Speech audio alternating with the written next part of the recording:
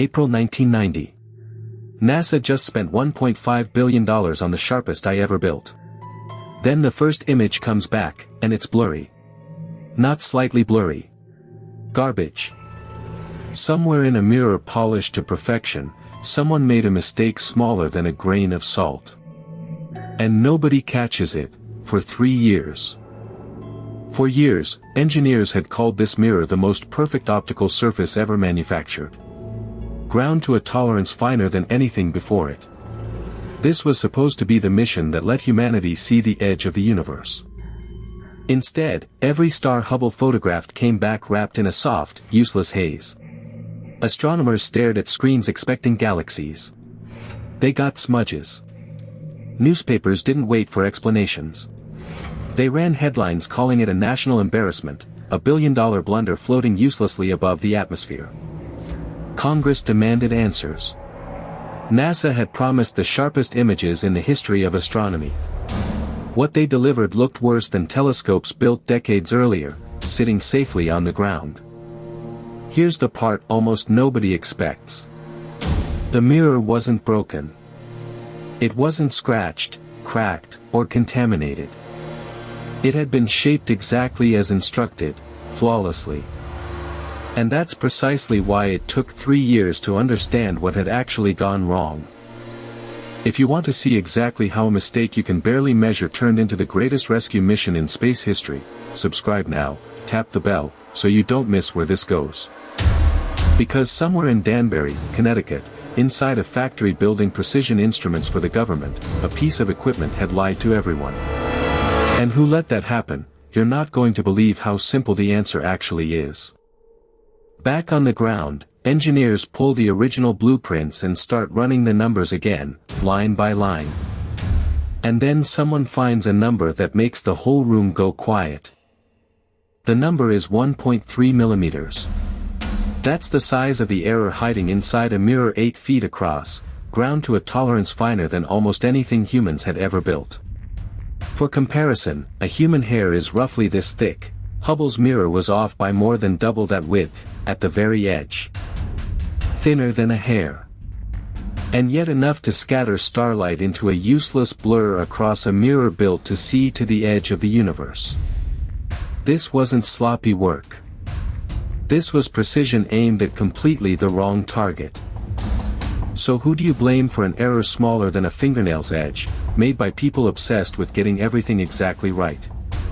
Before we get to the answer, if this story has you hooked, subscribing and hitting that bell means you won't miss where this goes next. To grind a mirror this precise, you can't just measure it with a ruler. You need a device called a null corrector, a set of lenses and mirrors that tells the polishing machine exactly what shape perfect looks like.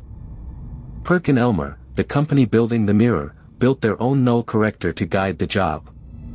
For over a year, that device was the only truth the technicians trusted. Every curve, every polish, every pass of the machine, measured against it, and only it.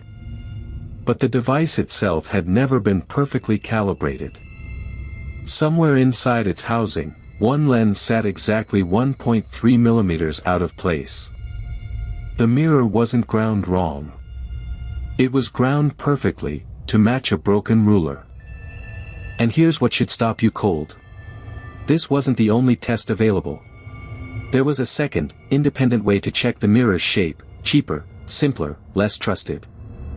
That second test flagged a problem. And it was dismissed, because the primary instrument was assumed to be the more accurate one. The device hadn't just failed once. It had failed from the very beginning, and no one ever checked it against anything else. Inside the null corrector, 3 lenses had to sit in exact position, down to fractions of a millimeter. One of them didn't. A metal spacer, used to measure that position, had lost a flake of reflective paint off its tip. That flake was invisible to the eye. But the laser measuring the spacer's length read the gap wrong by exactly 1.3 millimeters. The exact same number that would later blur every image Hubble ever sent home. So who do you blame? The technician who trusted a calibrated tool? The engineer who trusted the technician? Nobody lied. Nobody cut corners. The system simply had no way to catch an error hiding inside the very device built to prevent errors.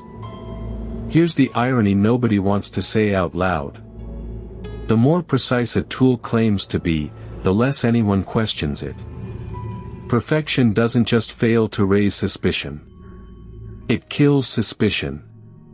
And that's exactly what happened for 8 years, while the mirror was ground, polished, and certified flawless. By 1990, NASA finally understood the truth, and it was almost worse than a broken telescope. The mirror wasn't damaged. It wasn't defective. It was ground to flawless, mirror-perfect precision, in exactly the wrong shape.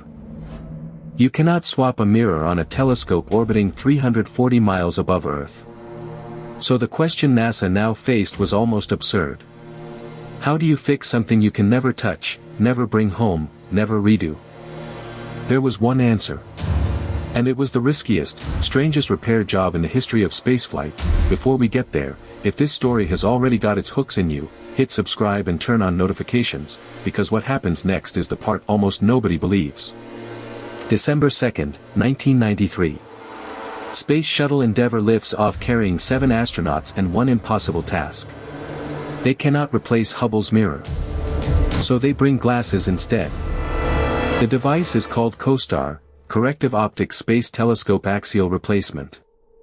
Roughly the size of a phone booth, packed with small mirrors angled to cancel out exactly one flaw, an error of 1.3 millimeters.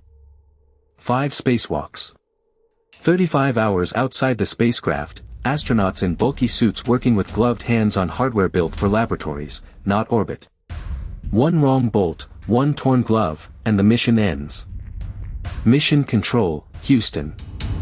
Nobody speaks above a whisper. If you've made it this far without subscribing, this is the moment to do it, because what happens next turned a billion-dollar embarrassment into one of NASA's proudest hours. December 8th.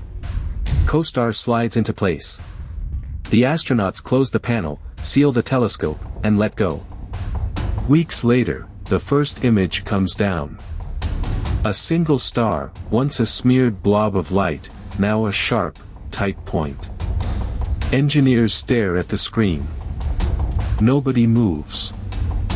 Then the room breaks. Applause, someone crying, someone else just laughing in disbelief. 3 years of blame, budget hearings, and late-night jokes on television, undone by a lens the size of a coin. Here is the part that matters more than the fix. Hubble's mirror was never broken. It was flawless, built with obsessive, expensive precision to match a measurement that was wrong by 1.3 millimeters. The failure wasn't in the glass.